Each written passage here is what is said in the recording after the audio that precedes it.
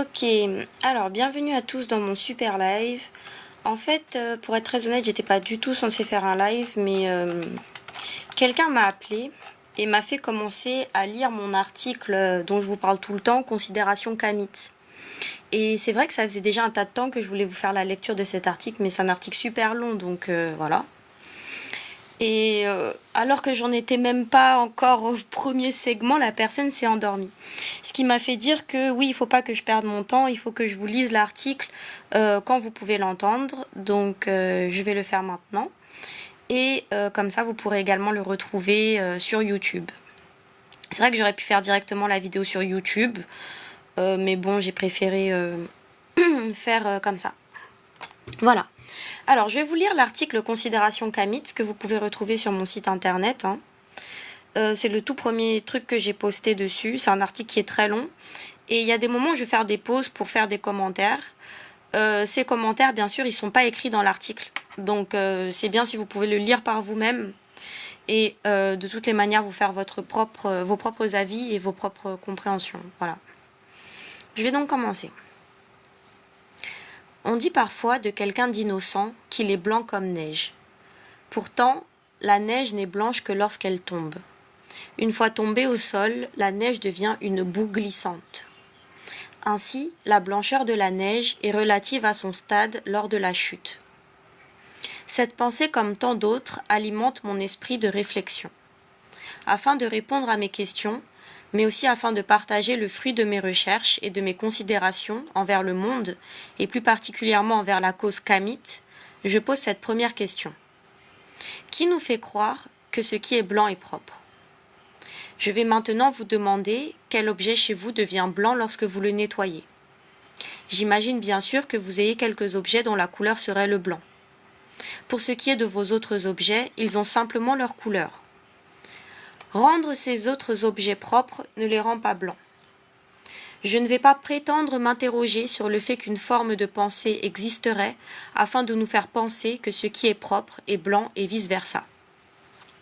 Cette forme de pensée existe. Elle a été théorisée par les plus grands noms que retient l'histoire du Grand Orient. Donc ici, je fais une pause. C'est déjà une invitation au lecteur. S'il ne sait pas quelle entité se cache derrière l'appellation Grand Orient, c'est une appellation ici au lecteur à aller faire des recherches déjà pour savoir mais de quoi je parle quand je parle de Grand Orient. Je reprends donc à partir de là. Cette forme de pensée existe, elle a été théorisée par les plus grands noms que retient l'histoire du Grand Orient. Cette pensée a été utilisée pour soumettre le peuple kamite, pour souiller et dénaturer sa culture, pour s'approprier son corps et sa terre. Cette pensée est appliquée aujourd'hui, elle soumet les peuples et les potentiels afin de les enfermer dans le mensonge initial. Le mensonge qui nie la place du kamite dans l'histoire. Plus de 195 000 ans d'histoire et d'accomplissement.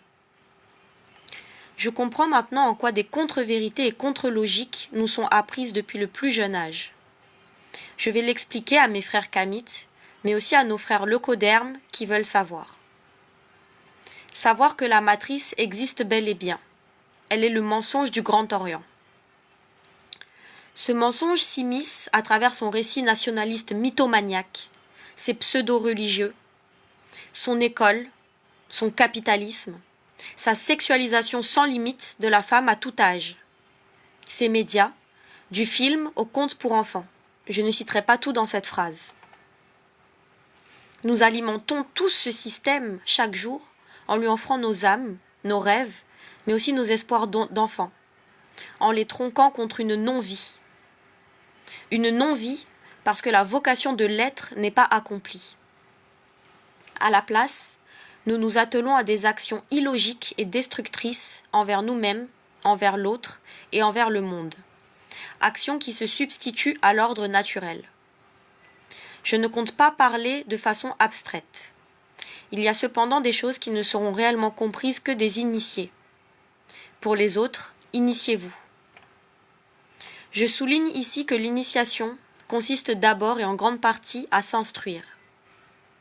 Afin de rédiger cet article, je me base sur ma vie, de mes connaissances à mes perceptions, à mon ancestralité, à mon vécu, mais aussi à mon imagination pour vous parler alors que vous n'êtes pas encore là.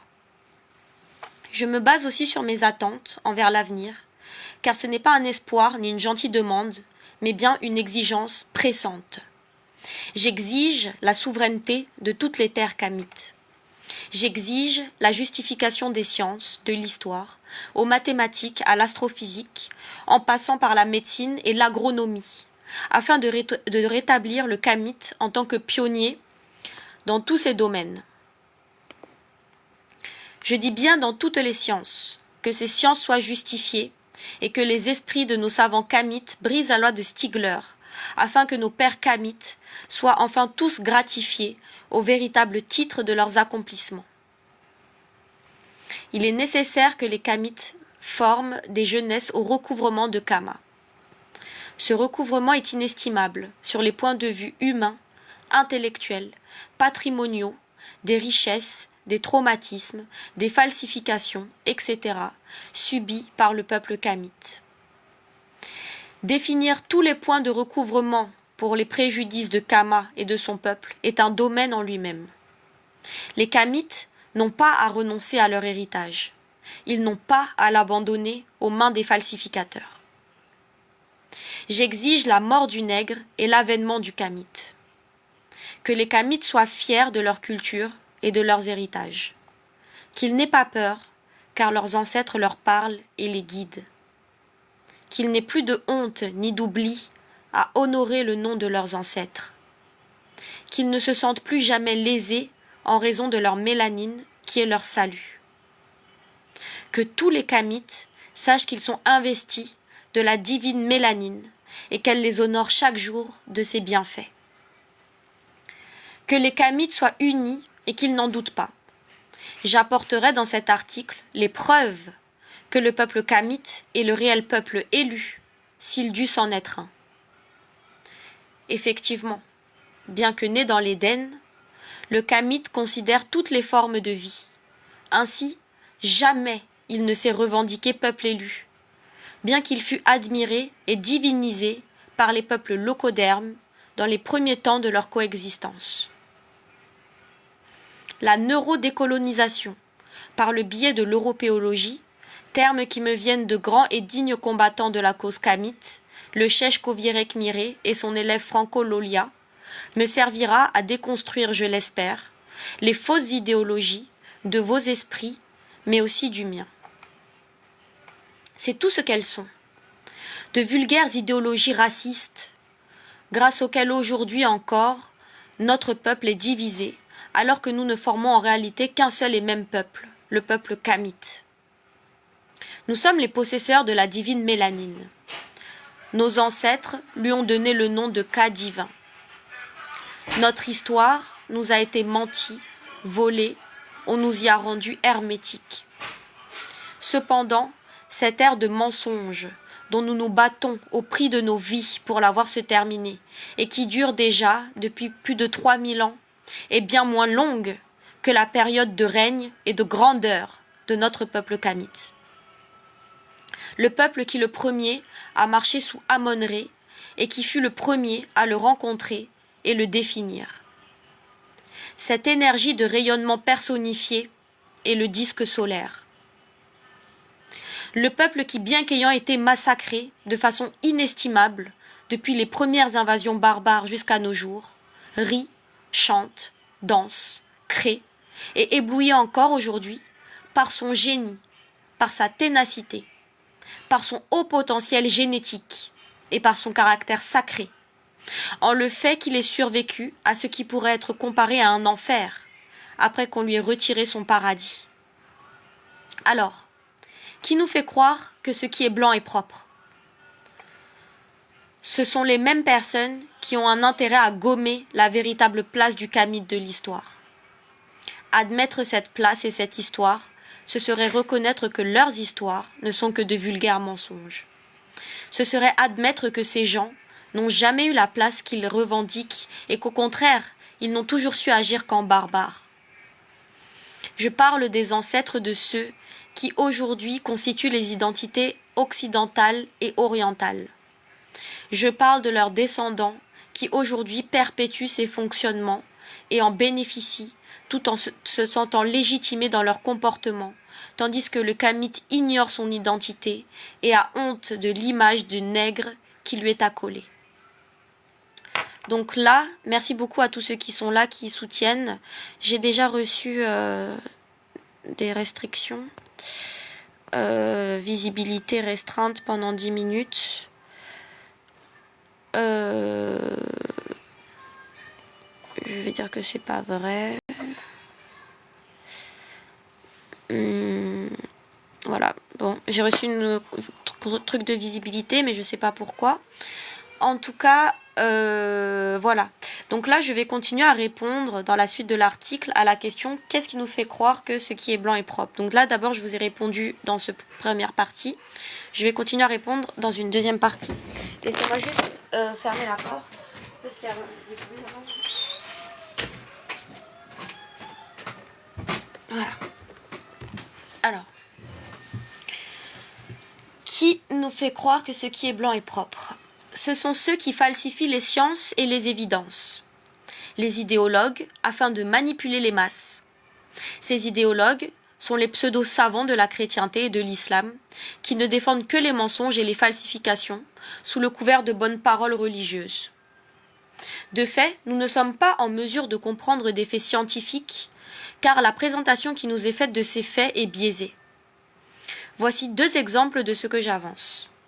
L'école française m'a appris que l'oxygène qu'on respire était produit par les arbres.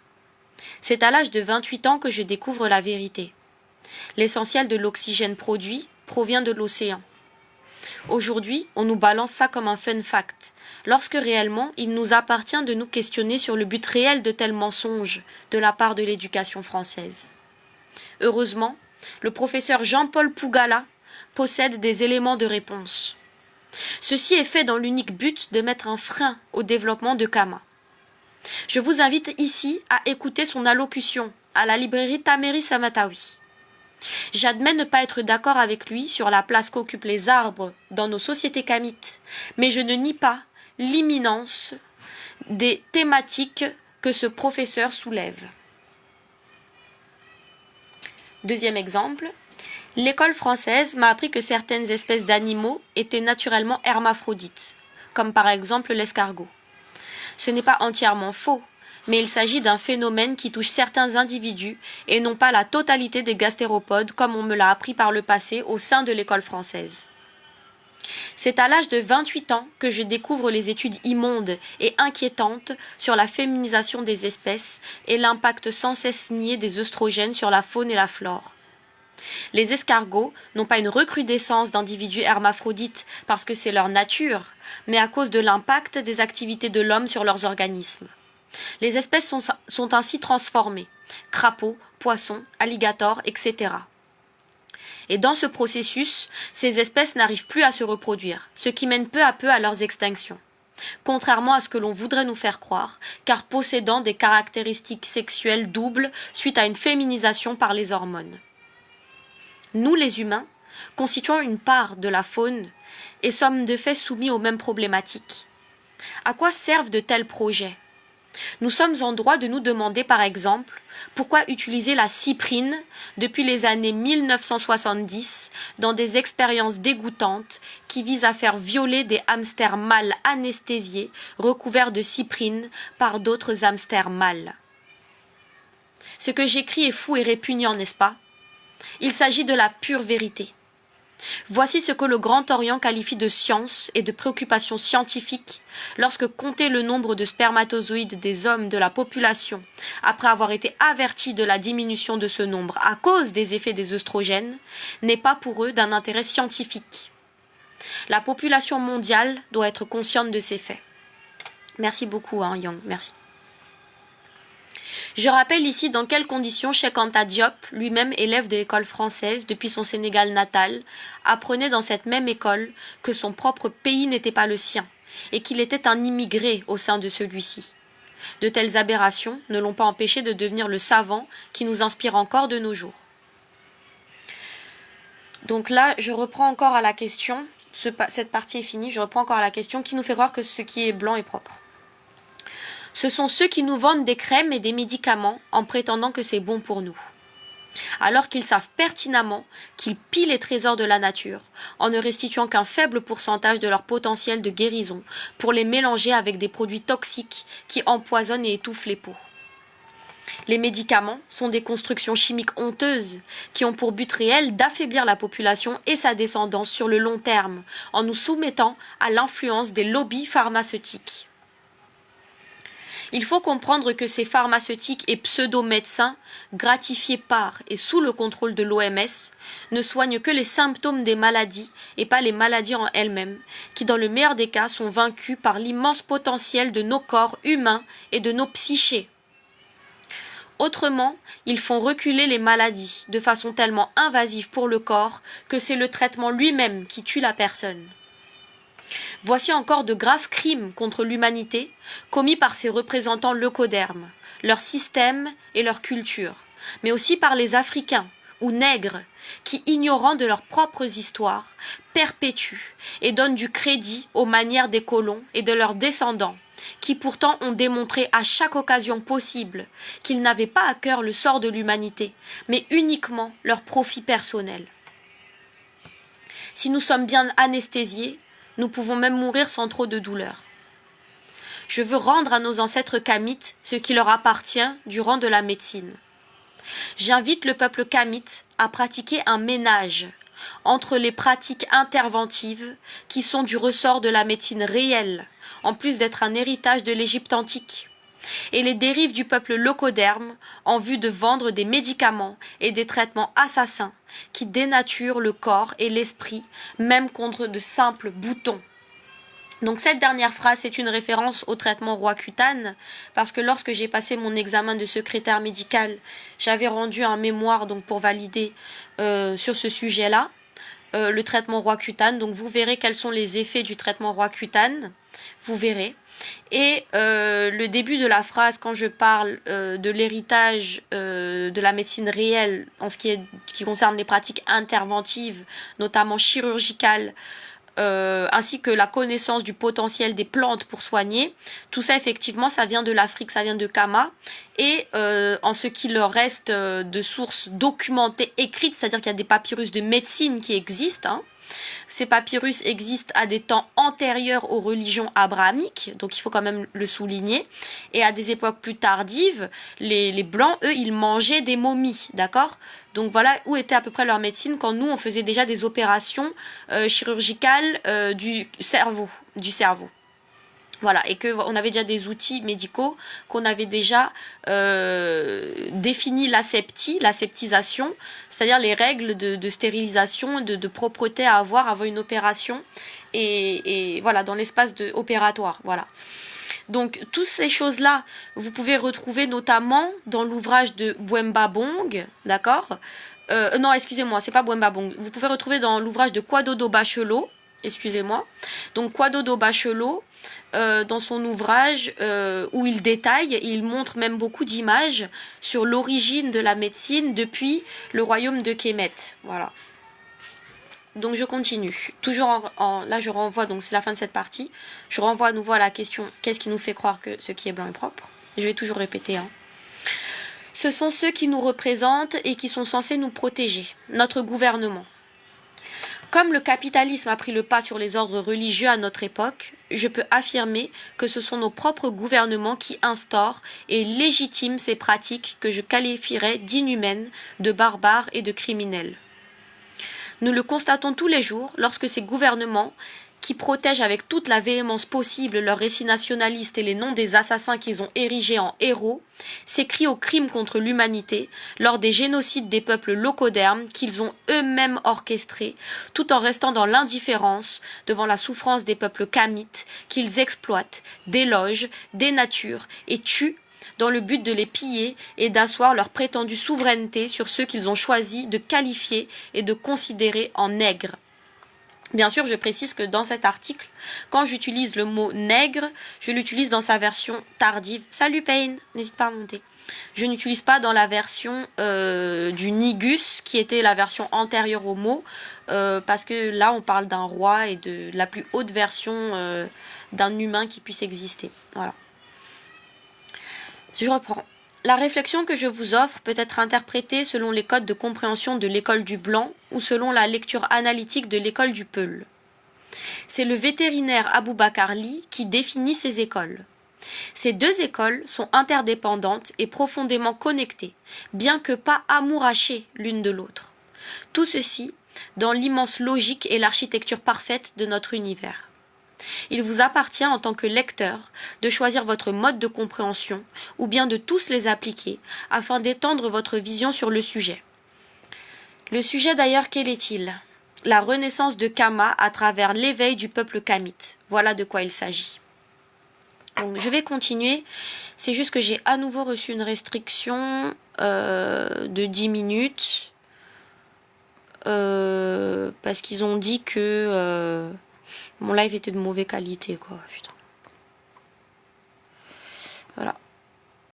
Bon, bref. Ça fait 20 minutes, j'ai reçu 2 restrictions de 10 minutes. Hein. Bref. Je continue. Le peuple kamite doit comprendre que chaque action effectuée a des répercussions. C'est au peuple kamite d'agir pour lui-même et pour son propre salut. Tout ce que vous faites compte. Tout le monde veut imposer sa vision du monde, mais toutes les visions ne sont pas prises en compte. Qu'est-ce qui fait qu'une vision compte plus qu'une autre? Il faut que cette vision soit écrite. Voilà pourquoi je vous écris. Je veux assurer à tous les humains de cette terre que les Kamites et leur culture existent, tout comme leurs accomplissements. En tant que premier peuple, nous sommes également les héritiers des premières formes de textes sacrés. Ces textes sont les Médounétaires. Peuple Kamite, ne renions plus notre héritage divin, ni notre culture ancestrale. Ne nous laissons plus posséder par de faux textes écrits par ceux qui ont prouvé qu'ils n'aimaient ni Dieu, ni le monde, ni les humains. Ces textes sont des déformations, de mauvaises traductions et des mensonges. Le kamite est en besoin et en quête de spiritualité. Voilà pourquoi il s'y rattache. Pourtant, ces textes sont la clé de l'asservissement de notre peuple et la méthode de conversion du kamite en nègre. Pour que les deux bouts se relient, il faut que ce soit un tout. Pour bien comprendre cette idée, je vous demande d'imaginer un cercle. On peut imaginer que le cercle est une forme aboutie, surtout si on l'oppose à la figure de l'oméga. Dans ce cas, la figure de l'oméga devient alors une sorte de cercle incomplet, dont les deux bouts ne se relient pas. Vous êtes ce cercle. Ce que j'entends par là, c'est que l'humain est d'abord un système. Il s'écoule sur une durée et il possède un fonctionnement. Être un système vous permet de naître, de vous développer, de travailler, éventuellement de vous reproduire, mais surtout de mourir. Souvent, les religions et ou les récits nationalistes, qui, je le dis ici, ne sont que des propagandes racistes et coloniales, faut-il écrire et rappeler que le colonialisme n'a jamais pris fin depuis qu'il existe? Reprenons. Souvent, les religions et aux récits nationalistes aident les personnes à se conformer au fait d'être des systèmes, et de fait à se conformer au système locoderme qui leur est imposé.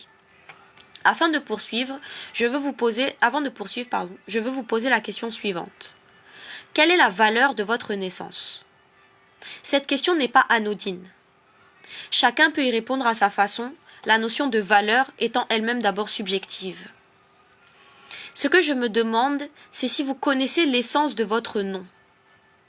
Pensez-vous que votre nom et votre prénom ont une importance, ou bien ne serait-il que le fruit du hasard? Savez-vous que tout est d'abord vibration et que votre essence, votre résonance, à l'échelle de l'univers, est déjà contenue dans votre nom? Ça peut sembler bizarre au premier abord. Je compte développer cette idée un peu plus loin. Pour ceux qui ont compris de quoi il s'agit, connaître le sens de votre nom est la première étape de toute initiation. Il est primordial de d'abord se connaître, puis de se définir, pour pouvoir se reconnaître. Là est notre but. Savoir reconnaître notre culture et ce qui la constitue, des conséquences du colonialisme et de son racisme, qui dénaturent notre culture, divisent et détruisent notre peuple. Malheureusement, beaucoup de Kamites croient avoir été sauvés par le christianisme, qui les aurait civilisés et instruits, quand en vérité le christianisme vient pervertir notre histoire en la diabolisant. C'est une religion entièrement calquée sur le culte d'Osiris. La seule originalité réside dans les prénoms leucodermes que la chrétienté attribue à nos ancêtres afin d'effacer leurs existences. Même à la décharge de cette dite chrétienté, nous ne pouvons pas parler de traduction. Il s'agit là d'une profanation qui a pour but de supplanter la vérité historique afin de la remplacer par le mensonge sans vergogne à l'unique profit des peuples leucodermes. Pourquoi les croyants ferment-ils ainsi les yeux? Certains dont je ne citerai pas le nom par pitié pour leurs conditions croient amuser et sauver leur peuple en s'adonnant au christianisme à la télévision, sur TikTok et partout ailleurs, dans des représentations grotesques et théâtrales, lorsqu'ils nous conduisent vers la haine de notre histoire véritable et sa négation, l'injure envers nos ancêtres et le rejet de nous-mêmes. Ces personnes, qui sont des conséquences des crimes atroces subis par le peuple kamite, des individus profondément malades alors qu'ils voulaient initialement se rapprocher de notre Créateur, ont pris le relais dans la diabolisation de la culture kamite, de ses coutumes et traditions. Maintenant que les maîtres leucodermes, que ces individus ne savent même pas reconnaître, sont occupés à tuer les nôtres de diverses manières, toujours dans le but de pillage et profitent de la vie dans les pays dits développés. Je dois dire à ces individus qu'ils se trompent de route et entraînent avec eux nos frères kamites sur les chemins de la perdition. Ont-ils oublié l'histoire? Ne la connaissent-ils pas? Ou est-ce que simplement ils s'en fichent? J'attends une réponse. En attendant, je leur réponds, que l'instrumentalisation qui est faite du Christ n'aime pas les kamites. Lui-même a-t-il existé? Le président Poutine nous dit que oui, et qu'il aurait été noir. Avant lui, certains de nos pères kamites avaient les mêmes revendications quant à Jésus. Je demande alors, qu'a fait Jésus, qui par ailleurs s'appelait Issa, pour le kamite et pour Kama, à part lui voler son histoire en l'effaçant de celle-ci? Il me semble que Jésus n'a rien fait de plus pour les kamites qu'un grand héros comme Marcus Garvey, par exemple, ou encore Ruben Niobé, qui a donné sa vie pour la libération de notre peuple et de nos mentalités. La vérité est que l'existence d'Issa a été tellement pervertie, mentie, blanchie, qu'elle ne comporte plus aucune vérité ni aucun accomplissement sous cette forme. Je dis donc que ceux qui se prétendent un amour réel pour Issa doivent défendre sa vérité et sa réalité.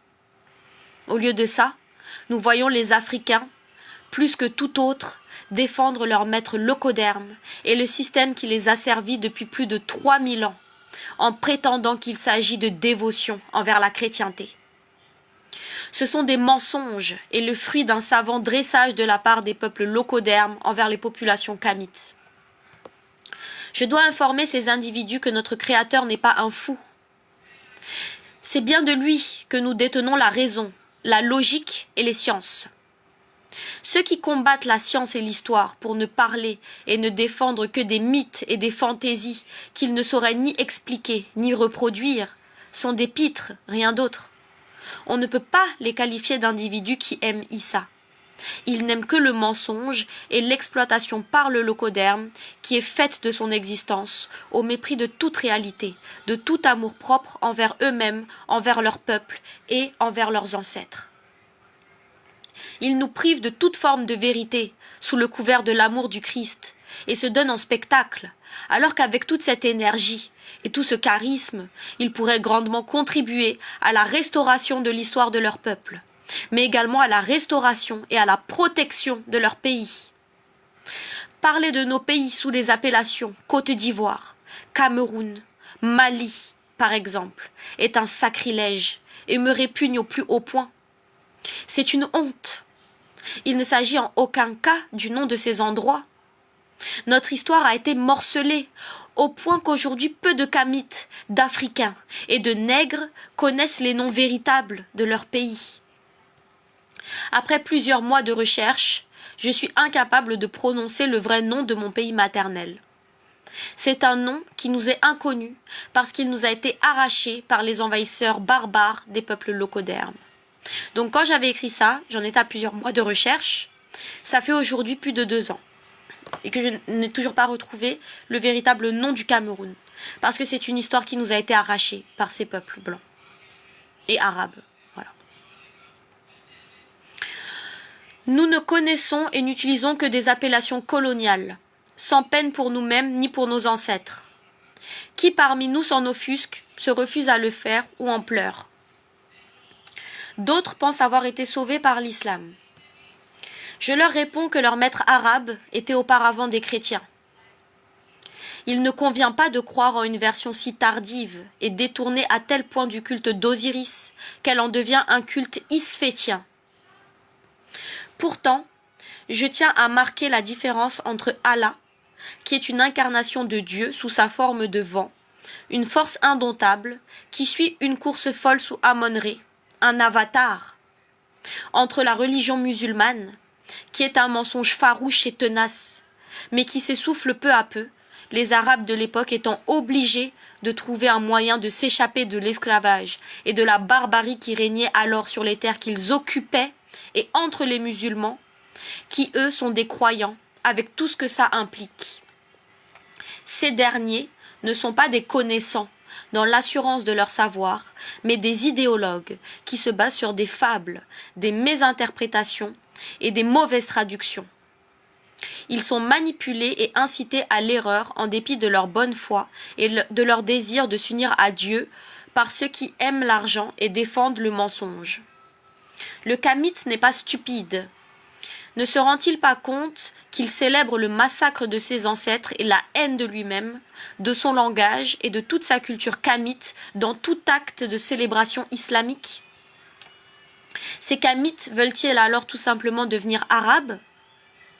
Si la réponse est oui, qu'ils pratiquent leur arabisme sur les terres kamites qui ont été violées par les peuples arabes et qui aujourd'hui sont des camps d'orientalisme et de souffrance nègre.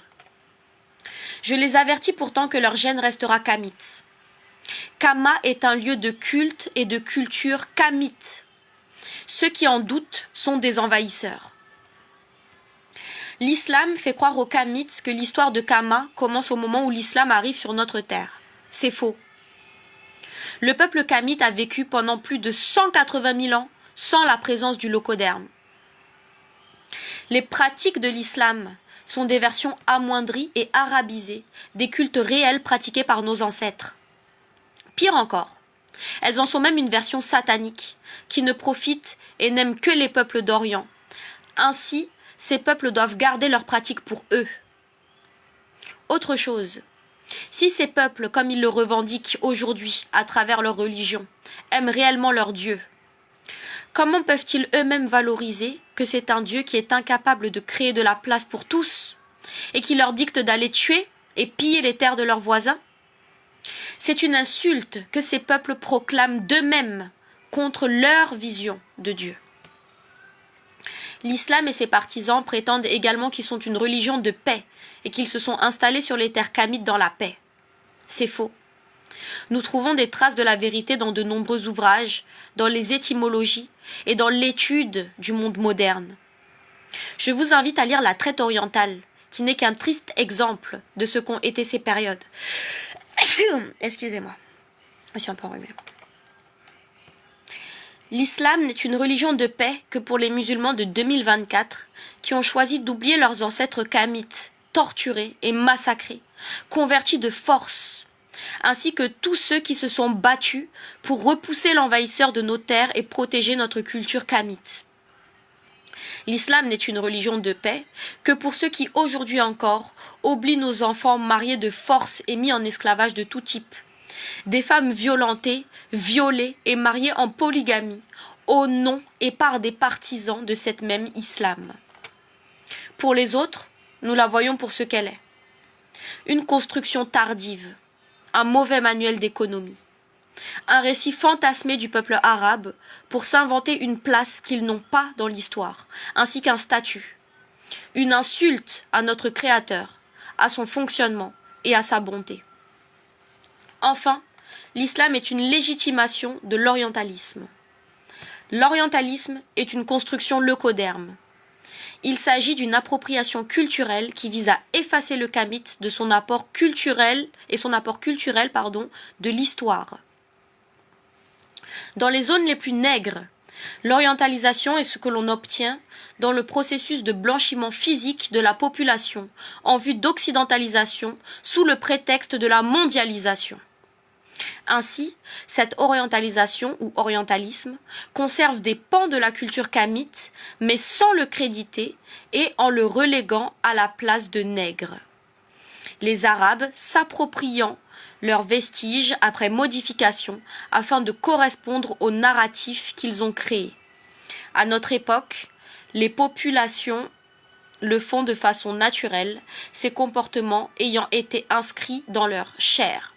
Alors, excusez-moi, j'ai à nouveau reçu une restriction. C'est vraiment terrible, hein. C'est la 3e contestation que j'envoie. En fait, toutes les 10 minutes, ils vont m'envoyer une restriction pour enlever la visibilité de mon live pendant 10 minutes, quoi. Donc, c'est n'importe quoi. C'est la 4e fois, la 3e fois. Donc, voilà. Je continue la lecture de l'article. L'orientalisme est à rapprocher de la créolisation. En le fait que la créolisation est un processus de blanchiment spirituel et mental de la population en vue d'occidentalisation. La différence est que le créole vit dans les îles sous son maître blanc, là où l'arabisé vit en terre kamite sous le couvert de ses maîtres arabes. Revenons-en aux vibrations et à l'essence de votre nom. Je vous renvoie vers 2 grands et honorables maîtres kamites, le professeur Popokla, qui base son étude sur les vibrations, Muntu Moko Yere Yere, et le professeur Aboubakar Ly au Burkina Faso, fondateur de l'école du Peul. La conférence African Golden du professeur Aboubakar Ly dans son pays est une excellente introduction au sujet. Ces 2 savants sauront mieux que moi vous éclairer sur ces thèmes, je veux ici vous y intéresser. Je mets en opposition l'école du blanc face à l'école du Peul. La première école nous enseigne le mensonge du colon. Les leucodermes n'ont pas civilisé Kama. Ils l'ont violée, ils la violent encore aujourd'hui, ils en rient tous les jours et en sont même fiers lorsqu'ils ne feignent pas une candiderie dont nous savons que Voltaire était un raciste notoire, mais également un esclavagiste. Il en va de même pour toutes ces lumières, dont le langage et l'imagerie tiennent plus d'un ésotérisme luciférien que d'une quelconque preuve d'intelligence, de réflexion ou même d'une considération de la part du peuple leucoderme. Ces dites lumières placent la France comme un phare dont le dessein serait de civiliser le reste du monde en lui apportant sa lumière. C'est également pendant cette période que naît en France l'idéologie nazie de l'esprit d'un Français qui sera exporté puis appliqué en Allemagne. Pourtant, le peuple français, ignorant pour la plupart de leur propre histoire, prétendra qu'il en est autrement, là où les sciences et l'histoire accréditent mon affirmation. En réalité, ceux qui exhibent aujourd'hui les noms d'Occident qu'ils ont volés également à notre peuple, ont pillé et déformé toute la sagesse du peuple kamite. Ils sont en vérité le Grand Orient, et vous l'aurez deviné, les pères de l'orientalisme et de la créolisation. Savez-vous que nous avons plus de 180 000 ans d'avance sur les peuples leucodermes? Le peuple kamite existe depuis plus de 180 000 ans que le peuple blanc. Donc là, à cette époque-là, je n'avais pas encore les informations qu'on a aujourd'hui. Donc si vous voulez des informations plus actuelles, je vous invite à aller sur mon live Mémoire génétique, je crois, au cœur de la génétique, pardon. Allez sur mon live au cœur de la génétique partie 1 et vous allez retrouver les informations sur Homo sapiens. En vérité, l'homme noir marche sur la Terre sous cette forme depuis plus de 3 millions d'années. Donc je ne sais pas si on réalise, les civilisations sont venues beaucoup plus tardivement, d'accord, mais l'homme qu'on appelle Homo sapiens sapiens kamite, hein, parce que moi je ne vais pas faire d'anachronisme et me dire Homo sapiens sapiens africain, eh bien cet homme-là, il est là depuis plus de 3 millions d'années. Donc ça c'est très important. Voilà. Donc ça, ce sont des informations qui aujourd'hui ont été mises à jour. Cependant, l'article n'est pas modifié parce que c'est dans la continuité. Il y a aussi un travail de recherche qui a été fait. C'est comme chez Kanta Diop, il n'a pas réécrit ce qu'il avait déjà écrit. il a laissé pour qu'on puisse voir aussi l'évolution de l'information. Ça permet aussi de voir en combien de temps l'information a évolué, en combien de temps la science a pu répondre à ces questions-là à partir du moment où ce questionnement a été posé et que nous avions cette information-là. Voilà, en même pas 2 ans, hein, on a rajouté 3 millions d'années. Vous voyez à peu près la vitesse de la science, voilà. Les leucodermes sont un peuple de nomades sans architecture, sans langage, sans science et même sans Dieu. Tout ceci pour eux est très récent et uniquement dû à l'exploitation du nègre et de sa terre. Alors pourquoi nous retrouvons-nous à les écouter pour tout ce qui concerne nos vies? Je viens de vous l'écrire. C'est du peuple kamite que ces personnes ont tout appris. Nous n'écoutons pas un violeur en matière de protection de notre pudeur. C'est illogique et dangereux. Voilà pourquoi le peuple africain et les nègres sont aujourd'hui divisés, abrutis et détruits. La renaissance de Kama ne pourra pas se faire sans que chacun soit enfin pleinement conscient de ces vérités.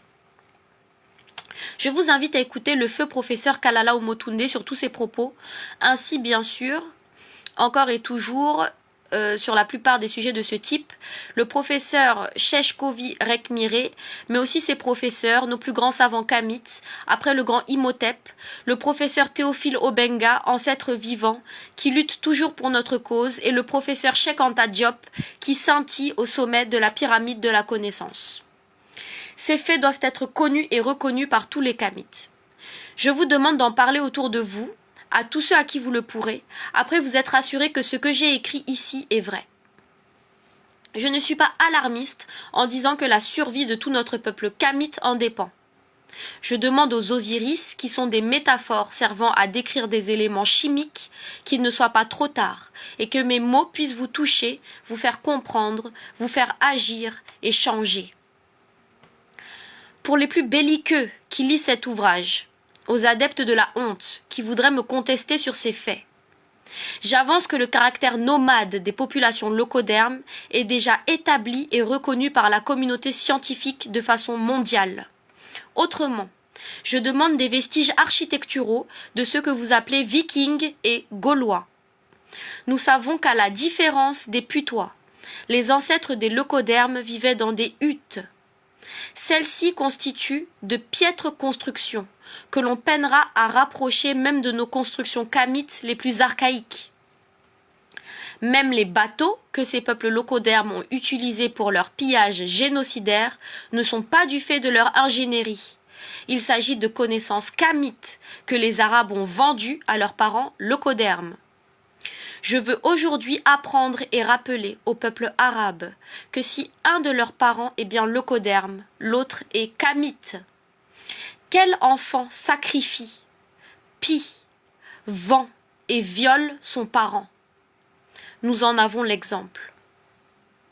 Je vous prie de ne pas perdre votre temps à être choqué par la distinction que j'effectue entre les ancêtres des leucodermes et le putois. Déjà, car il s'agit d'une distinction, non pas d'une comparaison dans laquelle je veux les faire se ressembler. Le putois n'est qu'un animal comme un autre, au même titre que le singe, la crevette, l'hippopotame et le lapin, qui sont des animaux avec lesquels le peuple kamite est ou a pu être comparé. La conception qui par exemple rend raciste le fait de comparer un kamite à un singe est une conception leucoderme. Il n'y a en vérité aucune honte à être comparé à un animal intelligent, puissant et noble comme le singe. C'est un honneur et une fierté pour les humains. Par contre, les singes seront peut-être moins d'accord d'être comparés avec nous, un peuple qui s'ignore. Je pense que le singe sait au moins qu'il est singe, même si on l'a beaucoup vu grâce aux Américains, on peut faire croire à un singe qu'il est un humain.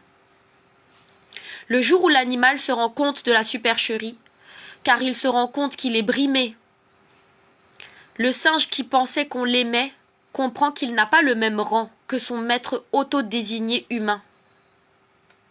Lorsque le singe réalise cela, au détour d'un simple refus anodin de son maître par exemple, il se met en colère. L'animal dévore alors intégralement le visage du blanc, qu'il a violé, dénaturé, et il dévore également quelques doigts, avant d'être abattu pour ce qu'il est devenu, une bête furieuse. Il doit donc en valoir de même pour le putois.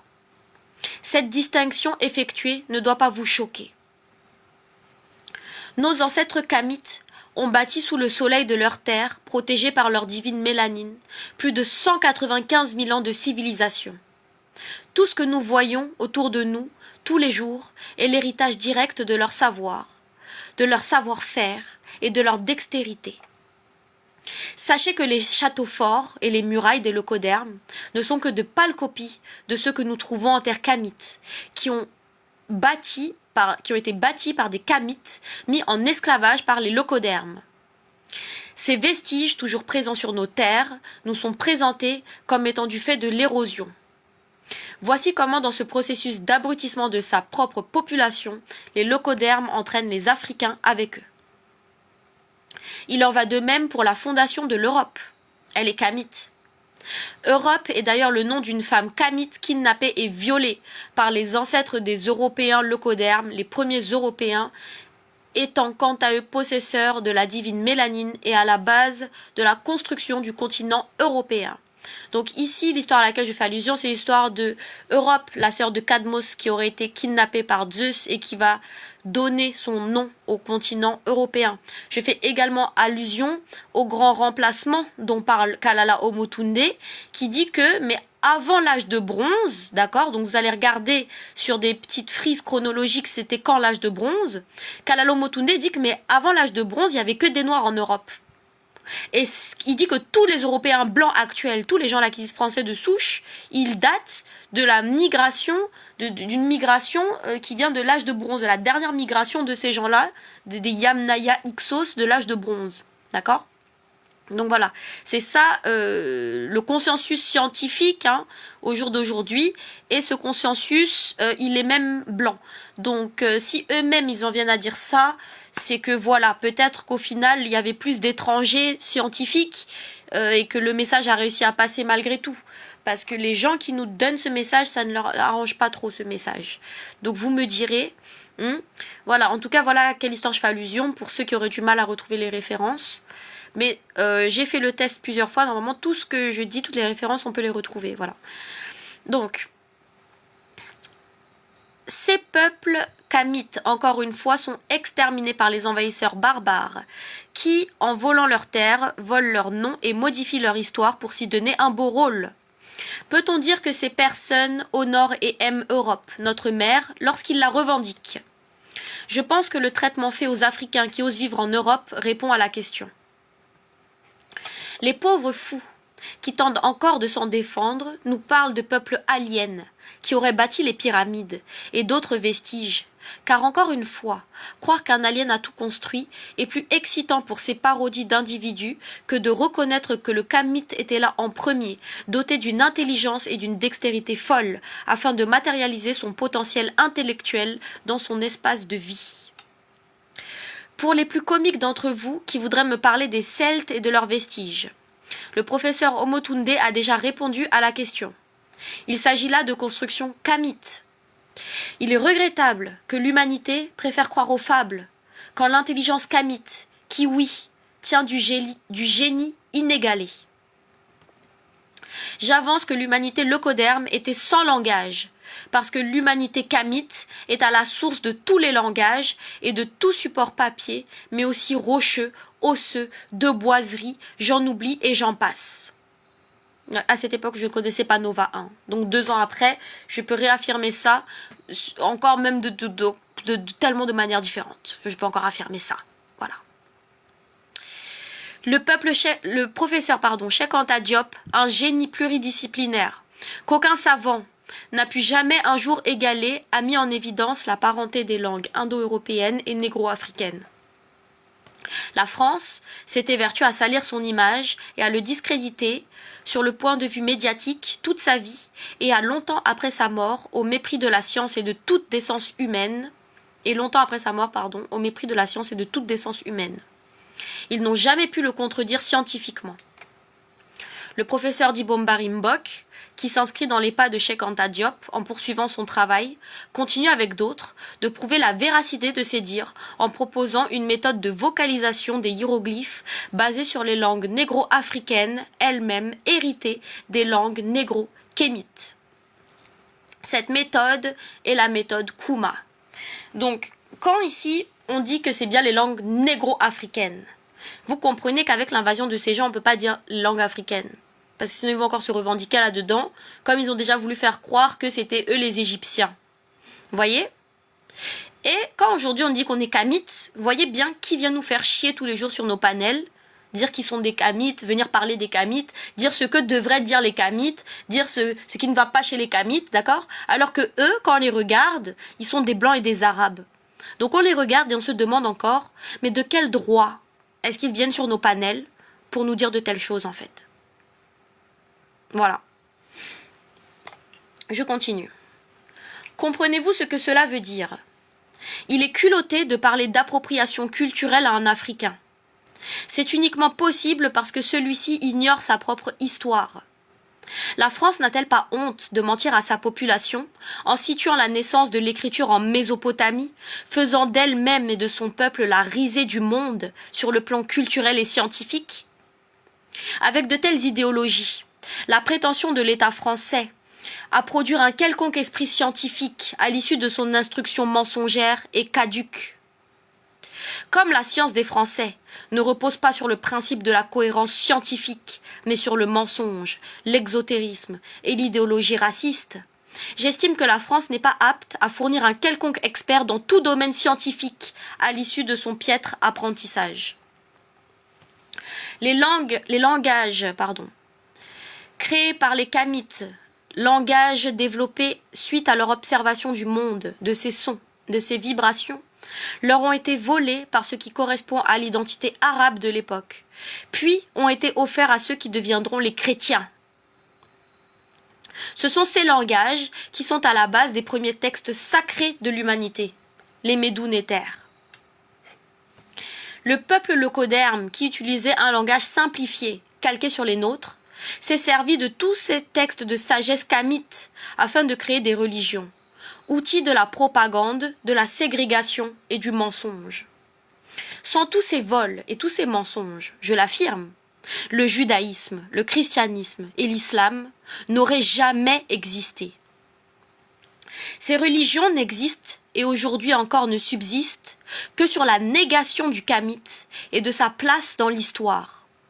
Elles ne subsistent que grâce à notre ignorance et à notre complicité. Elles n'existent que sur la négation du massacre de notre peuple. Et bien que fausses, si ces peuples locodermes avaient appliqué réellement les préceptes qu'ils prônent dans ces dites religions, le monde et l'humanité ne seraient pas à la position actuelle. Ceci est la preuve de l'hypocrisie dont font preuve les croyants pratiquants de ces religions, aujourd'hui encore. Il est temps que ces soi-disant religions révélées révèlent en quoi elles ne sont que de mauvaises copies, des démonisations de la culture kamite, des tentatives de légifération de la pédophilie et de l'esclavage, dans le sens qu'elles donnent un cadre et une définition à ces pratiques-là, où aucun mot n'existait dans la culture kamite pour de telles atrocités, tant elles sont formellement interdites et tabous. Nos ancêtres kamites ne sont pas des démons, et ils ne l'ont jamais été. Aucun kamite n'est un démon. Tous les kamites sont des humains. La culture kamite n'est en rien sa représentation faite par le locoderme.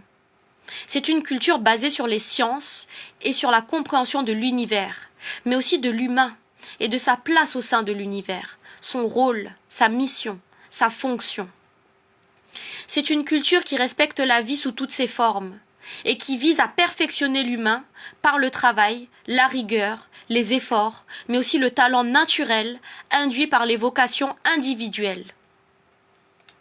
C'est une culture qui respecte le soi, qui aime et qui honore ses ancêtres, qui n'empiète pas sur l'autre, qui est en harmonie avec la vie, le monde et l'ordre cosmique. Jamais les kamites ne cautionneront ni la pédophilie, ni la polygamie, ni la consanguinité, ni aucune forme de déviance sexuelle, ni l'esclavage, Ces pratiques n'ont rien de kamite. Elles ne viennent pas de chez nous. Nous n'en héritons pas de nos parents, mais de leurs assassins et de leurs meurtriers. À tous ceux qui diront que les Noirs ont eux aussi vendu des Noirs, je répondrai que toute votre syntaxe est fausse. L'esclavage n'a jamais existé dans notre culture. Pour preuve, aucun mot connu nous appartenant n'est retrouvé pour décrire ce phénomène. Et les recherches démontrent que les modes de vie de nos ancêtres étaient incompatibles avec de telles pratiques barbares. Dois-je apprendre à quelqu'un ici que la racine de l'esclavage naît de l'asservissement du blanc par le blanc? Ce qui a existé par contre, c'est le servage. Dans quel cadre?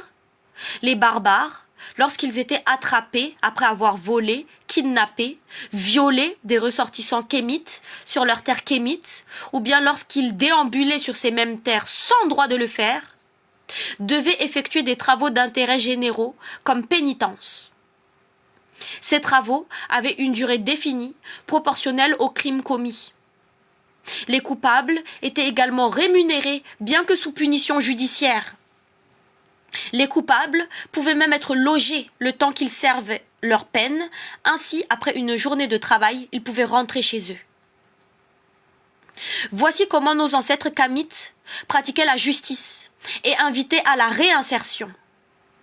Les systèmes judiciaires actuels pourraient prendre des leçons. Lorsqu'on tue les parents d'un petit garçon et qu'on l'élève dans un racisme sournois, dans une haine de soi dissimulée par la méconnaissance de sa propre histoire et dans le déni de son propre être, peu importe que ce petit subisse l'horreur de la torture ou qu'il soit adopté par un couple de Français bien placés, lorsqu'il sera contraint à n'importe quel acte contre son propre peuple auquel il ne pourra même pas s'identifier, pourra-t-on le lui reprocher alors que toute sa vie en dépend?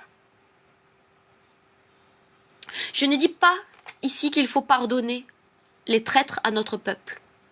J'explique que ces individus ont subi un énième acte de crime contre l'humanité et qu'il ne faut pas l'oublier lorsqu'on les considère. Ils sont des individus malades, mais cette maladie leur a été inoculée. Il s'agit d'une pathologie de l'esprit dont, même si on en parle peu, même Senghor, qui a longtemps combattu Cheikh Anta Diop, qui éveillait le peuple kamite, a guéri pendant les dernières années de sa vie. Alors, juste un instant s'il vous plaît, je dois faire le puzzle. L'article est bientôt fini. Voilà.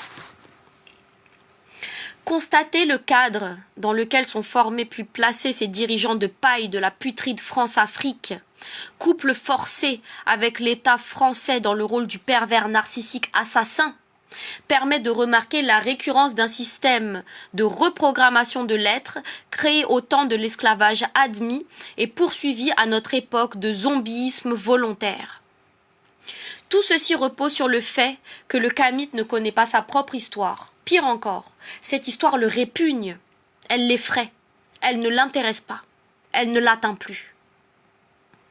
Le kamite moderne construit son identité sur des modèles occidentaux, sans comprendre en quoi ces modèles sont eux-mêmes construits sur la négation de l'identité kamite. Pourtant, l'histoire du kamite est l'histoire des premiers hommes, des premières inventions et des premières découvertes. C'est l'histoire des premiers amours de la vie. Et cette histoire s'étoffe, elle devient scientifique, puis elle est divinisée pour l'œil du profane, qui ne sait ni reconnaître ni comprendre la métaphore. Nous ne connaissons que la partie dans laquelle notre histoire n'existe plus. Elle est volée, sans cesse attaquée et déformée. Cette histoire, mes amis, c'est la vôtre. Elle est l'héritage au même titre de tous les kamites de la terre. Cette histoire, notre histoire, est la preuve du mensonge immonde et des crimes contre l'humanité, commis par les représentants de ces religions, mais aussi par ces religions en elles-mêmes, lorsqu'on ne ferme pas les yeux sur ces réalités. Alors n'arrêtez pas la lecture, n'ayez pas peur. Rappelez-vous que vous êtes le cercle. Comprenez à présent en quoi on veut vous transformer en oméga. Comprenez que cette altération de votre état divin n'est qu'une maladie de l'esprit, un neurocolonialisme dont nous pouvons nous défaire. Vous êtes un tout divin, un système certes, mais c'est aussi vous réduire, car la vertu divine s'incarne en chacun de nous, kamite et locoderme. En ce sens, le mensonge dans lequel nous plonge l'Occident par les biais du capitalisme, des religions et de leurs récits fantasmatiques, nationalistes, nous transforme en oméga. Ceci est fait de façon aussi perverse que subtile, en nous faisant croire que ce sont tous ces immondices cités précédemment qui font de nous un tout, lorsqu'en réalité, ils nous coupent de toute vérité scientifique, humaine et divine. La clé du salut des kamites est la recherche personnelle, la connaissance et le savoir. C'est aussi la clé du salut de l'humanité. Il est important de comprendre en quoi nous sommes le cercle, dans le sens d'un tout lié au cosmos par sa vocation, en tant qu'outil de son créateur, sous sa forme d'univers, et de cesser de croire aveuglément aux mythes créés par les Blancs et qui ne profitent qu'à eux, et aux nègres qui ont vendu leurs ancêtres et leurs valeurs de façon plus ou moins consciente. Il faut comprendre en quoi notre cercle, notre cycle d'accomplissement, est transformé en oméga dès le plus jeune âge, car nos esprits sont brimés par les mensonges, les idéologies, les alimentations inadaptées, la déséducation, les médicaments inadaptés, la méconnaissance de la mélanine et de ses propriétés, mais aussi de ses méfaits lorsqu'on la possède sans y faire attention. Et surtout parce que les kamites croient aux bêtises des locodermes au lieu d'appliquer leur propre spiritualité dans laquelle leur Dieu les aime. Il les aime tellement qu'il les a fait naître sur le paradis de Kama. S'il existe un paradis, je le dis sans crainte, nous n'avons pas besoin de mourir pour le contempler. C'est Kama. J'avance que notre peuple est pionnier dans toutes les sciences. Il appartient aux kamites de le revendiquer avec honneur et fierté. En 195 000 ans, le peuple kamite a remarqué toutes sortes de phénomènes et de fonctionnements, du plus petit au plus grand. Ces connaissances se sont transmises grâce aux initiés qui les ont toujours déguisées au sein même des religions qui tentaient de les effacer pour les faire mourir. Les hommes panthères, les mbombok, nos conteurs, nos parents, qui ont su conserver une identité. Tristement pour Mandelbrot, que j'ai eu la chance d'écouter en conférence à la Cité des Sciences à un jeune âge avec mon APA, il n'a rien découvert. Les fractales ont toujours été utilisées et comprises par les kamites, qui les appliquent et les reproduisent de façon même inconsciente, dans leurs architectures, dans leurs vêtements, sur leurs cheveux. L'étude de Mandelbrot le démontre de façon indéniable. De tels fonctionnements innés chez le peuple kamite tendent à démontrer sa connectivité avec l'univers et ses attributs. Le concordisme est le prétexte trouvé par ceux qui n'ont toujours pas compris l'architecture interconnectée de notre univers. Les mathématiques également, et de façon plus générale, n'ont rien d'arabe. Les mathématiques sont le fruit de l'intelligence kamite. Comme preuve, nous pouvons tout simplement dire qu'aucune architecture n'aurait été possible sans l'usage des mathématiques, ou bien citer des vestiges comme les eaux d'Ishango par exemple. Ceux qui prétendent le contraire sont des usurpateurs, qui n'ont aucun amour pour les sciences, mais aussi pour eux-mêmes. Il existe d'autres vestiges et preuves de la véritable naissance des mathématiques. Je vous invite à faire vos propres recherches. La médecine est-elle aussi née à Kama? Nos ancêtres sont les premiers à découvrir et à travailler le fer. Ils fabriquent des scalpels et pratiquent des appendicectomies et des avortements. J'avertis tous mes frères et sœurs kamites qu'ils ne doivent jamais croire quiconque qui leur dirait que les Mayas, par exemple, ne connaissaient pas le fer. Les ancêtres des Mayas possédaient le fer. Je souris en vous écrivant que nos ancêtres kamites sont aussi ceux qui ont inventé les couverts, bien que moi-même je ne mange presque qu'exclusivement à la main. Je conçois que pour certains parmi vous des plus atteints, il peut être difficile de comprendre en quoi un kamite partage des ancêtres communs avec un Maya. Je les renvoie à nouveau à Cheikh Anta Diop et au professeur Omotunde, ou encore au Cheikh Kovirek Mire, pour un rappel historique sur l'origine monogénétique de l'humanité. Toutes les pseudo-ethnies des Arabes aux Chinois ne sont que des variations de métissage du peuple kamite selon ses accouplements forcés ou non avec le peuple locoderme et le climat de la terre qui les abrite. Le kamite possède les gènes desquels se déclinent tous les autres. Alors attention, ici ce que je veux dire c'est que Homo sapiens sapiens kamite, il naît à Kama, il naît noir parce que Kama c'est l'endroit où les conditions sont propices, d'accord, pour qu'il naisse noir, d'accord, qu'il existe, qu'il soit noir. Maintenant, nous, ce qu'on sait, ce que la science actuelle sait, et ce que je ne savais pas il y a 2 ans lorsque j'ai écrit cet article, c'est que le blanc leucoderme serait apparu il y a 8000 ans. Avant ça, on nous disait que c'était il y a à peu près 20 000 ans qu'ils étaient apparus. Il y a 2 ans, on avait à peu près le chiffre de 20 000 ans. Là, ça a été réduit de façon drastique, selon les dernières recherches, à 8000 ans. D'accord ? Donc, c'est pour dire que ces gens sont nés blancs dans l'habitat avec le climat qui leur était propice à naître blanc. Moi, je ne vais pas m'amuser à stipuler sur les croisements qu'ils ont eus, d'accord, pour être blancs, tout en ayant la protéine du langage qui leur permet de parler. Parce qu'on sait que cette protéine du langage, elle s'est développée exclusivement chez Homo sapiens sapiens kamite. Voilà. Donc ça, c'est très important de bien préciser ici. Ainsi, les études modernes démontrent que le patrimoine génétique des kamites est extrêmement varié, riche et diffère d'un individu à un autre, tandis que le patrimoine génétique des peuples locodermes sont très similaires entre eux, ne comportent que peu de variations et sont très proches d'un individu à l'autre. Ce que vous devez savoir favorise le développement de maladies, de malformations et de carences chez les individus. Il est important de posséder les clés de décryptage que j'ai citées afin de comprendre pleinement cet écrit. Autrement, votre lecture n'a aucun but noble. Que comprenez-vous ? Encore une fois, je vous invite à effectuer de sérieuses recherches. Pour ceux qui ont lu, rechercher les noms mentionnés dans cet article vous permettra de remonter toutes les sources citées. Il existait également des orphelinats, des hôpitaux, mais aussi des aides sociales dans nos systèmes kamites.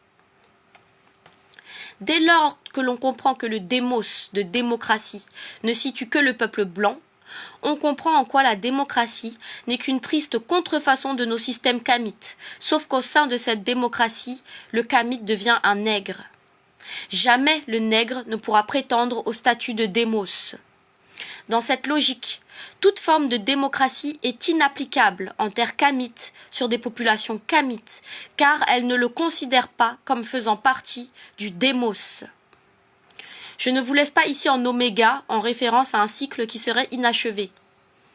Les kamites n'ont qu'à créer leur propre système, adapté au monde dans lequel on vit, pardon, mais également en adéquation avec notre base culturelle réelle et nos terres. Mon père est architecte.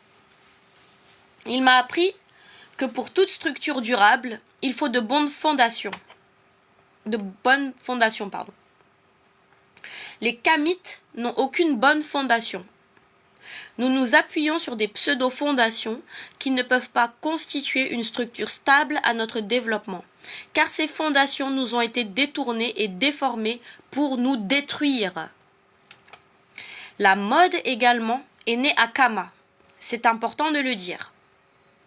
Les leucodermes, dans leurs esprits pétillants d'étranges drôleries, veulent nous faire croire que lorsque nos peuples se rencontrent après leur mutation génétique suite à leur sortie précoce de Kama, ils nous auraient appris à nous vêtir, nous sortant ainsi de la honteuse nudité. C'est complètement faux. Le kamite a longtemps eu un rapport harmonieux avec son corps, jusqu'à ce qu'on l'épie, qu'on le convoite, qu'on le juge, qu'on le dénigre, qu'on le viole, qu'on l'humilie, qu'on le blesse, qu'on le tue, qu'on le vole, qu'on le contraigne, qu'on le méprise, qu'on le mange et qu'on l'utilise, entre autres choses. La mode est donc née à Kama. Nos ancêtres créaient des maquillages et tenues, dont la beauté est encore évoquée au sein des textes qui ont survécu et auxquels nous avons accès. Au passage, un grand merci à la sociologue Juliette Smeralda pour tous ses travaux sur la question de la femme, depuis l'Égypte antique jusqu'à nos jours, mais également pour tous ses travaux complémentaires sur les autres sujets. Il crée des coiffures et des perruques avec des matériaux originaux et naturels, ainsi qu'avec leurs propres cheveux. Nos ancêtres sont également celles qui ont créé les premiers modèles de tampons et de serviettes lors des menstruations. Les matériaux qu'elles utilisaient étaient naturels, ils n'étaient pas invasifs pour leur corps. Les tampons d'aujourd'hui, les publicités trop explicites qu'on leur fait, et l'utilisation qui en est préconisée sont des abominations. N'êtes-vous pas au fait du choc toxique ? Je prédis que la tendance actuelle des culottes menstruelles va fortement augmenter le nombre de problèmes gynécologiques chez les femmes qui les utilisent. Tout simplement car ce n'est pas hygiénique. Quelques secondes de réflexion suffisent à s'en apercevoir. Cela sera constatable par une recrudescence des consultations médicales de ce type. Un tel comportement de la part du Grand Orient est une répugnance et une atteinte à la santé de toutes les femmes du monde. Il y a aussi un fait étonnant que je veux partager ici au sujet de l'étoile du Big Bang. Elle a été observée il y a déjà plus de 10 000 ans par les Dogons du Mali. Comme toujours, les locodermes ne leur prêtent aucun système d'observation spatiale. Comment les locodermes expliquent-ils alors que les récits Dogons aient survécu à toutes leurs tentatives d'abrutissement de notre peuple et que leurs télescopes, parmi les plus modernes, ne leur permettent qu'aujourd'hui d'observer l'étoile Sirius B et de timidement admettre que l'observation des Dogons, faite plus de 10 000 ans avant la leur de cette étoile et son report au sein de leur cosmogonie est sans faille? Pour une fois, les deux écoles se rejoignent. L'une par la physique quantique et l'autre par la cosmogonie Dogon, en attestant que Sirius B serait l'étoile initiatrice du Big Bang. Donc l'expansion de l'univers. Autrement dit, j'essaie ici de vous expliquer que nos ancêtres sont pionniers de toutes les sciences et de tous les arts modernes, mais aussi des religions détournées qui en découlent, n'en doutez pas. Je n'ai cité ici que quelques exemples que je connais et qui me plaisent. Poursuivre vos propres recherches vous fera accéder à des vérités encore plus grandioses. Les sciences et la pensée de nos ancêtres demeurent aujourd'hui encore de la qualité de l'imana. Jamais l'œil d'un locoderme ne saurait appréhender cette pensée sous le prisme du Grand Orient. La faculté kamite induite par la divine mélanine est également nécessaire à de tels prodiges, n'en déplaise. Il ne s'agit aucunement d'une supériorité du peuple kamite sur le peuple locoderme, mais de la raison de la complémentarité de nos peuples. Des notions comme la supériorité et l'infériorité n'existent que pour ceux qui ne comprennent pas que l'univers repose sur la loi de la complémentarité. Il nous appartient d'étudier nos ancêtres, notre peuple, et de le définir. Je ne vais pas citer ici tous les accomplissements de nos ancêtres, car il me faudrait vous expliquer comment, atome par atome, ils sont pionniers de chaque chose qui ne fut pas mise en place directement par le Créateur lui-même, eux-mêmes étant une mise en place de ce Créateur, en tant que peuple initiateur de l'humanité et de sa civilisation. Ça, le kamite l'a toujours su et ressenti au plus profond de son être. Il doit maintenant le revendiquer. C'est lui qui vient apprendre au locoderme, qui vit dans la barbarie et ne possède même pas de langage. L'inverse est une fumisterie qui n'a que trop duré. Des gens qui, comme l'ex-président français, viennent nous expliquer que l'Afrique n'a pas su se créer une place dans l'histoire, ne sont pas des individus sérieux. À nouveau, voici une syntaxe parfaitement erronée de par sa naïveté exo et ésotérique, car les présidents français savent très bien où se situe la souveraineté de la France. Cette souveraineté est en terre kamite, partout où ils nous pillent et nous exploitent. N'ont-ils pas retenu la leçon de leur papa de Gaulle? Je pense que si. Donc pour ceux qui n'ont pas la ref, c'est dans le livre de Thomas Deltombe et de ses deux autres co-auteurs, Cameroun. Et dans ce livre, il cite de Gaulle qui dit « La souveraineté de la France est au Cameroun ». Ça, c'est sorti de la bouche de tonton de Gaulle. Voilà. Pour ceux qui n'ont pas la ref et qui ne vont pas la chercher. Je continue. Voilà pourquoi, sous le couvert de personnages saugrenus et atteints comme le général Lecointre, il porte des déclarations de guerre envers Kama, en prônant la recolonisation, pendant qu'ils instaurent des pantins comme Ouattara et Bassirou Diomaye Faye au pouvoir en terre kamite. Heureusement pour nous, nous voyons émerger de véritables leaders qui portent les noms de nos ancêtres.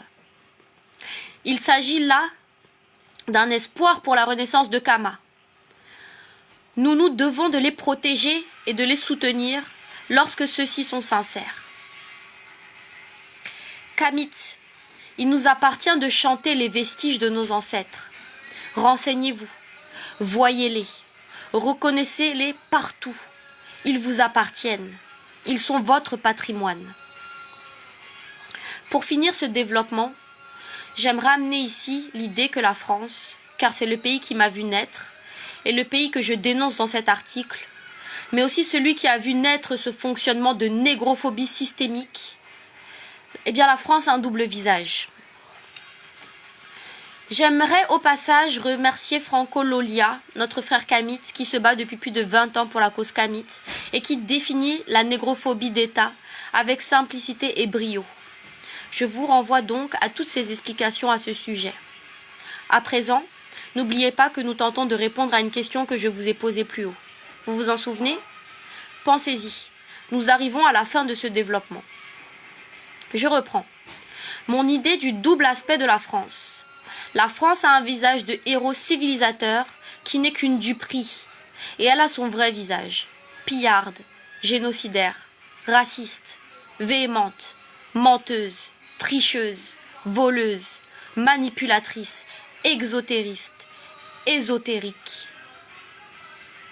La France nous enseigne le mensonge du capitalisme à outrance et de la débauche comme exutoire à la non-vie qui nous est imposée.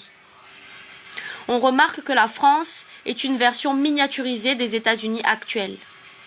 Connaissez-vous la situation des Noirs américains? Êtes-vous conscient des conditions de vie d'un Américain dit moyen? La négation de l'être, c'est ce vers quoi nous avançons. La France copie les États-Unis dans son développement.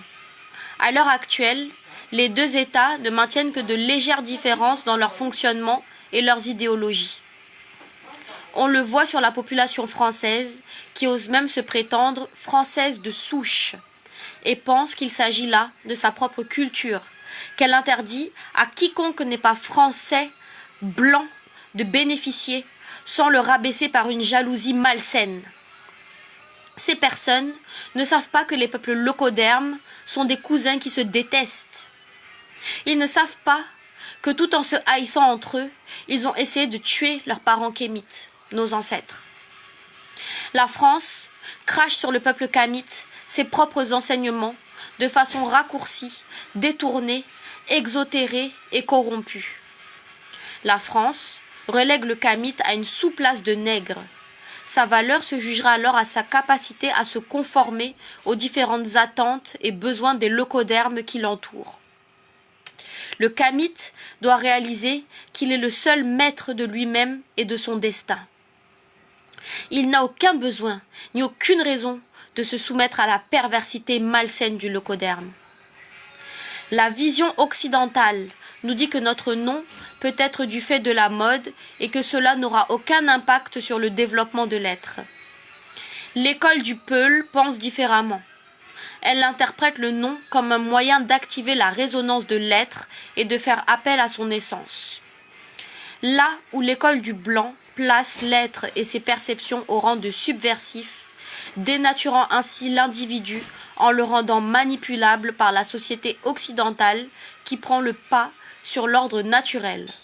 La spiritualité kamite comprend que l'être répond au principe d'entièreté et de pluralité appliqués sur les plans matériels et immatériels qui forment, constituent et influencent la réalité de nos existences. Je vous repose donc la question. Visualisez le cercle. Êtes-vous le cercle? Êtes-vous dans l'accomplissement de votre propre fonctionnement naturel ou dans l'accomplissement du cycle sociétal? À quel point vous estimez-vous intégré à cette dite société? Si vous y aviez de quelconques attachements, pourriez-vous tout de même tendre vers une nouvelle organisation sociétale plus juste et plus équitable, plus humaine pour tous? Maintenant, visualisez l'oméga. En quoi êtes-vous l'oméga de votre propre fonctionnement? Comment pourriez-vous subtilement modifier votre quotidien pour commencer à tendre vers plus d'accomplissement personnel et plus de justice dans le monde? Quelle est la valeur de votre naissance? Êtes-vous vivant pour votre unique plaisir? Vous sentez-vous humain et connecté à ceux de votre espèce en dehors de toute couleur de peau? Voulez-vous connaître la vérité historique ou préférez-vous le mensonge? Voulez-vous honorer ceux qui ont contribué au développement de l'humanité ou glorifier des assassins sur la base de faux exploits? Comment pouvez-vous participer à combattre les idéologies afin que les humains puissent vivre ensemble à juste titre? Vous êtes votre propre système. Lorsque j'écris que pour que ce soit un cycle, il faut que les deux bouts se relient, c'est bien parce que ces deux bouts étaient initialement reliés. Nous étions des cercles. L'invasion violente et morbide de tous les peuples kamites et le viol de leur culture, suivi par sa destruction et son appropriation par les peuples locodermes, ont fait de nous des omégas. Aujourd'hui, il appartient aux kamites de découvrir son identité. Le passage de l'être cyclique à l'être oméga est du fait de l'aliénation culturelle de notre peuple. Il nous appartient de nous tourner à nouveau vers notre culture et de l'embrasser pleinement. La mémoire cellulaire existe. Je le sens et je le sais en moi. Autrement, je me suis aussi intéressée au travail de la brillante épistémologue Eugénie d'Ossa-Kenom. Je suis issue d'un peuple qui a sans cesse lutté pour sa liberté. Au-delà des traumatismes qui existent, la grandeur de notre peuple est elle aussi inscrite en nous. Il nous appartient de récupérer notre héritage et de ne plus nous en défaire. Ensemble, peuple kamite, relions à nouveau ces deux bouts afin de redevenir notre tout. Je ne conçois pas d'autre manière pour nous de connaître et honorer la véritable valeur de nos naissances. Merci beaucoup. Voilà. Donc, il s'agissait de la lecture de mon article « Considération kamite » que j'ai écrit il y a déjà plus de 2 ans, d'accord? J'en ai fait la promotion sur Obosso TV. Je l'ai envoyé à énormément de gens très connus de la communauté kamite, mais je l'ai aussi distribué dans la rue. J'ai envoyé des gens via mon adresse email à des gens dans la rue, simplement parce qu'ils étaient noirs. Voilà. Donc, cet article, comme son titre l'indique, c'est Considération kamite. Et il est signé par Mick Mwaname, Saktimik Atangana. Ça veut dire que ce sont mes considérations personnelles. J'ai bien dit sur la base de quelles sources et j'ai donné les noms. J'ai fait plusieurs fois ce travail de vérification. On peut retrouver toutes les sources qui sont citées. On peut retrouver tous les faits que j'ai mentionnés. On peut tout retrouver. Ah, Anna Monla, ma reine. Ça fait longtemps que je t'ai pas vue, ma reine. Hein. Attends. Juste un instant, je te mets déjà modératrice parce que ça fait limite 2 ans qu'on s'est pas vu. Hein. Voilà. Je te mets modo. Et attends, je sais pas si je t'ai mis tous les trucs modo. Parce que je crois que t'as pas géré les invités. Voilà. Merci, ma reine. Anna, ma reine, je sais pas si tu as des nouvelles de ma reine aussi, Macabou, Madame Macabou. Elle me manque beaucoup, hein, cette dame-là. Bon. L'article, là, c'est Considération kamite. tu peux retrouver sur mon site internet. Il faut cliquer sur mon profil et tu vas voir, il y a mon site internet. Il faut aller au tout premier truc que j'ai publié. J'ai republié cet article le 10 novembre. Mais en vérité, je l'avais écrit déjà en 2023. Il me semble, hein, si je vous dis pas de bêtises, voilà. Donc voilà, il y a toutes les sources et voilà. Et cet article en vrai, il est très très long et il n'est pas le plus long. Cet article est le premier article. Le deuxième article où là j'ai donné des solutions, c'est l'article qui s'appelle le crime de la chrétienté. Parce que là dans le premier article, considération Kamit, ce sont simplement mes considérations. Oh mon Dieu, je savais pas que son père était... Ouais. Je savais pas ma reine. Hein. Je vais l'appeler. Merci beaucoup de m'avoir dit. Je vais l'appeler. Oh là là. Donc oui, en tout cas, le deuxième article, il est encore plus long que ça. Et dans le deuxième article, le crime de la chrétienté, je donne également des solutions. Voilà. Donc, je vous invite à monter. Je vais attendre là quelques minutes de voir s'il y a des gens qui montent ou pas. Et si personne ne monte, eh bien je vais couper le live et il sera redisponible sur YouTube en vous remerciant de m'avoir écouté. Voilà, merci beaucoup.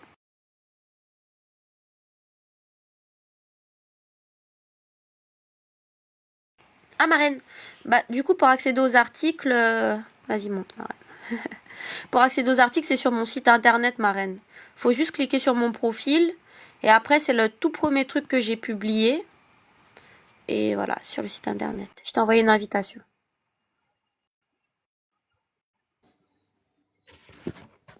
Bonsoir, merci d'être monté. Wow. Je suis arrivée in extremis, franchement, c'est un article magnifique. Euh, je suis arrivée in extremis dans ton live.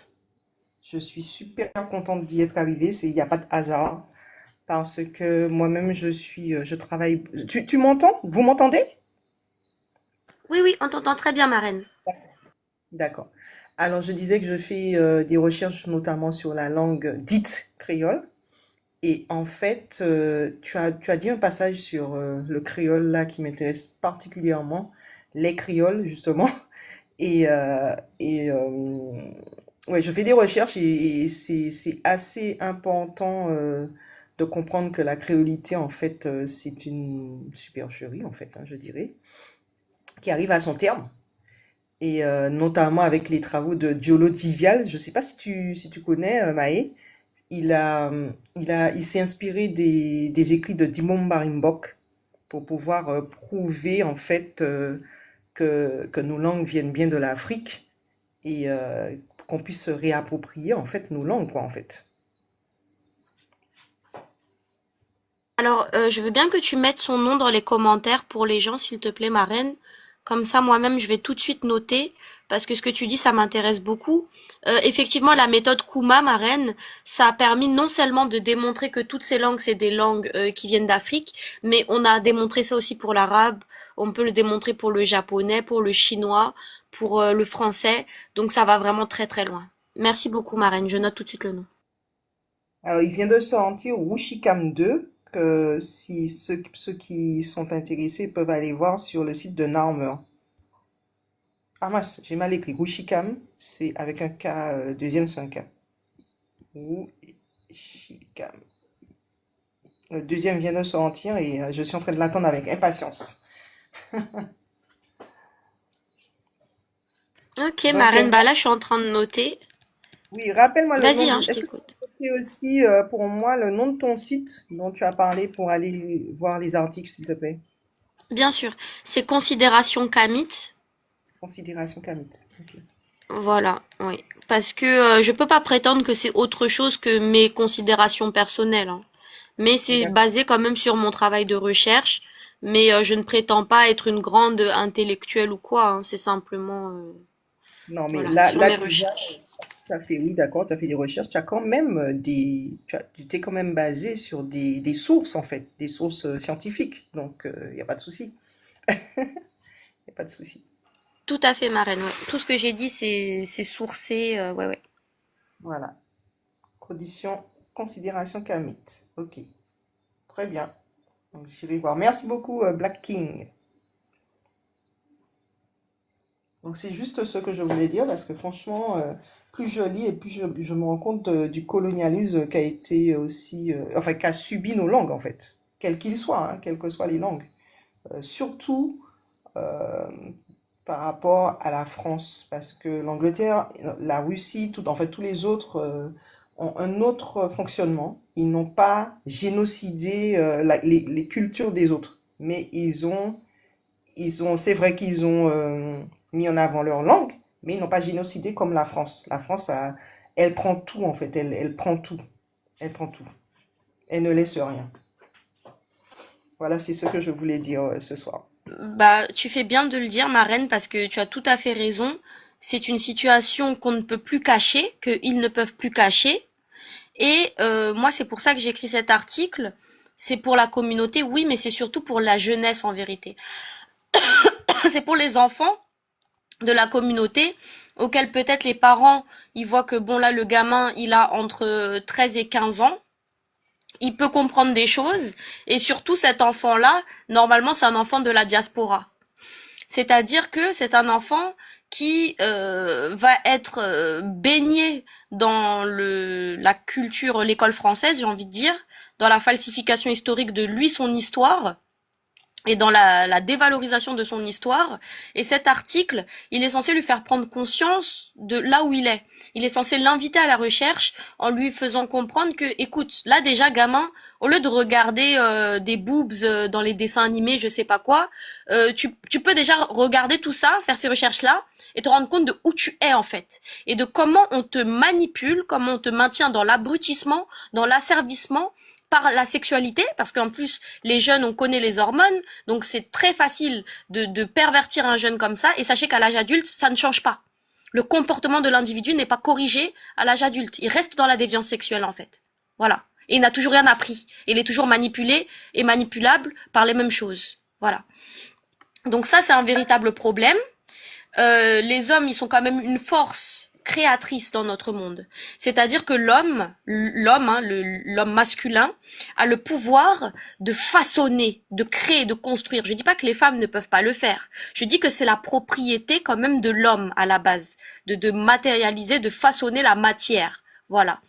Donc, pervertir cette jeunesse-là, c'est un excellent moyen de nous laisser dans la merde parce que oui, on a vu que quand il fallait faire les choses, les Amazones du Dahomey, les reines Ashanti, tout ça, les Ashanti ont pris les choses en main, mais ce n'est pas quand même une généralité.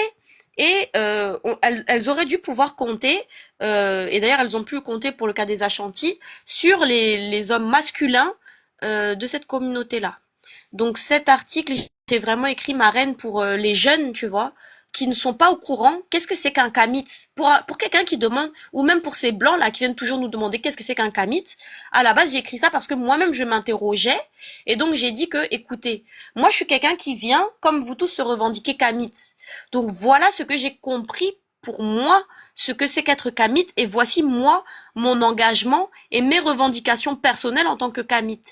Mais toute la lecture, j'invite chacun à se faire sa propre idée de la chose. Et le jeune, au final, il ne doit pas répéter comme un mouton la vision de Mwaname, ce n'est pas intéressant. Il doit, grâce à cette vision, se poser des questions et lui-même aboutir à sa propre vérité et à sa propre idée de ce que c'est qu'être kamit et se demander qu'est-ce que lui il est, qu'est-ce qu'il a envie d'être. Parce qu'aujourd'hui, quand je dis que je suis kamit, ma reine, je n'ai pas honte de dire que je suis africaine, je suis indienne, je suis aussi une noire, je suis une nègre, je suis une négresse, voilà. Donc tous ces mots ne s'effacent pas entre eux. C'est pas parce qu'aujourd'hui je dis que je suis kamit que ça devient une honte, un dégoût de dire que je suis africain ou nègre ou voilà. Donc il faut pas aussi se laisser perturber par des choses comme ça. Et je vais finir en disant ça. C'est très important de reconnaître les mêmes choses, les mêmes concepts au-delà des mots. Parce que non seulement ça facilite l'échange, ça facilite la compréhension et la vie en général. Quand on va rester bloqué à ne pas comprendre qu'on parle de la même chose, parce que chacun utilise des mots différents alors qu'on parle vraiment de la même chose, c'est triste. en fait. Et il faut qu'on arrête ça pour maintenant avoir un discours unifié et cohérent en tant qu'espèce même, j'ai envie de dire. Et dans cette question d'espèce, il s'avère qu'il y a des peuples qui de eux-mêmes s'excluent et se mettent à part pour différentes raisons. Voilà. Alors, je peux rajouter juste quelque chose. Je t'en prie, vas-y. Oui, alors tout à l'heure, tu as parlé justement de l'école, de l'éducation, tout ça, où nos enfants sont assujettis justement au français, au programme, hein, au programme scolaire. Et donc, tu as écrit ça par rapport justement pour que les jeunes puissent faire leurs propres recherches, mais aussi qu'ils puissent prendre conscience. Mais il y a une chose aussi qu'on devrait faire, je pense, et il faut vraiment qu'on mette ça en place, c'est faire comme les Chinois. Le Chinois, il va à l'école, le petit Chinois, il va à l'école, mais quand il rentre à la maison, il a une autre école en fait, où on lui apprend ce que c'est que qu'être chinois. On lui apprend sa langue, on lui apprend le fonctionnement des Chinois. Et ça, c'est important que nous puissions le faire aussi, parce que nous sommes encore sous domination. En tout cas, là où on est encore en sous domination, clairement. Même si on est en train de revendiquer plein de choses, mais nous sommes sous domination et que ce soit à la télé, à l'administration, partout, partout. On est sous la domination. On a encore des préfets qui nous gouvernent. Nous avons encore des gouverneurs, en fait, en 2025. Donc voilà, juste ce que je voulais rajouter.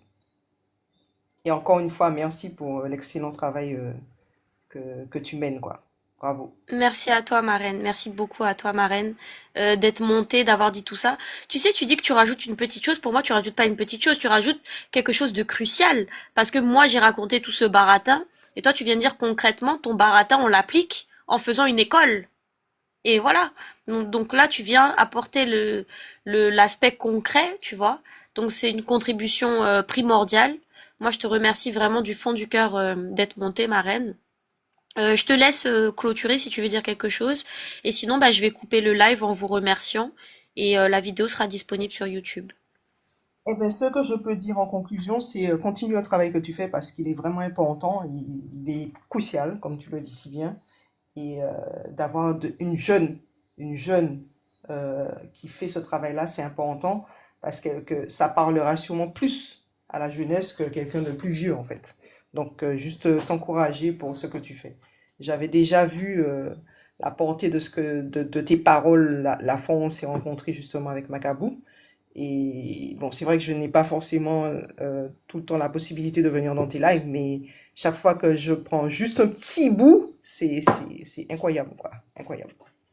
Comme on dit chez moi, petit côté grand, grand côté petit. Ce qui veut dire que les petits écoutent les grands et les grands écoutent les petits. Merci beaucoup, marraine. Bah, en tout cas, moi, tes mots, ils me réchauffent le cœur. Ça me fait tellement plaisir de t'entendre.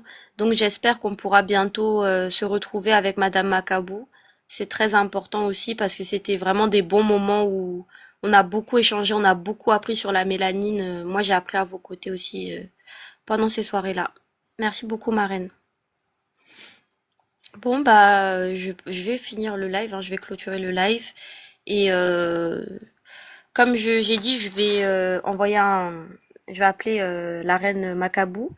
Et toi, ma reine, si tu veux, on peut échanger aussi les contacts WhatsApp. Comme ça, on pourra même faire un appel à trois et s'envoyer des nouvelles plus régulièrement. Voilà. Bon. En tout cas, merci beaucoup et à une prochaine fois. Bonne journée à tous. Merci.